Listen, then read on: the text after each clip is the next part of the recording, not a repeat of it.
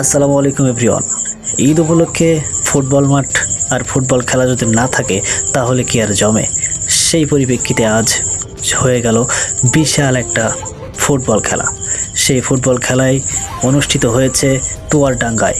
এই তুয়ারডাঙ্গার মাটিতে অসাধারণ একটি ফুটবল খেলা অনুষ্ঠিত হয়েছে, যেটা আপনারা স্ক্রিনে দেখতে পাচ্ছেন।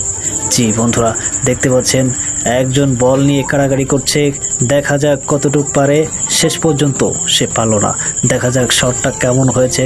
ওরে সর্বনাশ, এমন একটা শট দিল একেবারে মাথার উপর দিয়ে চলে গেছে।